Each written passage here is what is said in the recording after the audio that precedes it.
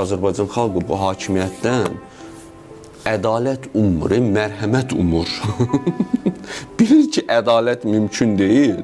Artıq deyir, mərhəmət umur ki, qurban olum da, yazığın gəlsin bizə. İndi biz də yığışırıq. Azərbaycan hakimiyyətindən, prezidentdən xahiş edirik ki, heç olmasa bir dənə dairənin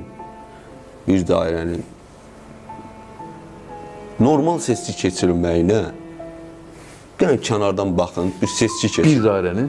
Heç olmasa da, yəni sən əvvəl biz bütün şeyi istəyirik də, heç olmasa bir dairənin bir kənardan bax ki, bu seçki keçsin də orada. Gedək, insanlara öyrədək məntəqəyə gəlməyi, bülteni əlində tutmağı öyrədək insanlara, onu qutuya salmağı öyrədək. Normal, heç bir qayda pozuntusu olmasın, hökumət də maraqlı olsun seçkinin azad keçirilməsinə. Biz də yekunda görək ki, kim seçildi. O maraqlı məqamdır. Mən bir şey də deyim sizə. Bunu yəni niyə vermirsən? Yəni bu şansı bu cəmiyyətə niyə vermirsən? İnsanlar, Azərbaycan xalqını biz tənqid edirik. Azərbaycan xalqı bir tərəfdən də baxanda çox gözəl xalqdır, gözəl insanlar, nə məndə? Çünki bütün bu illər ərzində bu xalq hələ ki bu hakimiyyətdən nə istəyir?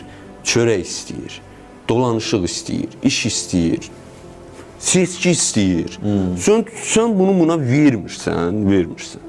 Dirənir, yığılır, bütün şey. Xalq deyil, biz 70 il Sovetin əsarətində yaşadıq, axırda 88-ci il bir hərəkat formalaşdı. Xalq elə gündə ayağa qalxan bir şey deyil ki, sən bunu yığırsan enerjini. Tez deyirlər, xarici müdaxilə nəticəsində, yəni tez yıxırlar. Azərbaycanda bir etiraz dalğası formalaşanda, nəsə bir tərpəniş yaranda deyirlər xaricin təsirini. Keçmir də, o Qazaxıstan da onu deyir. Keçmir, siz necədir? Sən İsveç cəmiyyətinə xaric necə təsir eləyə bilər?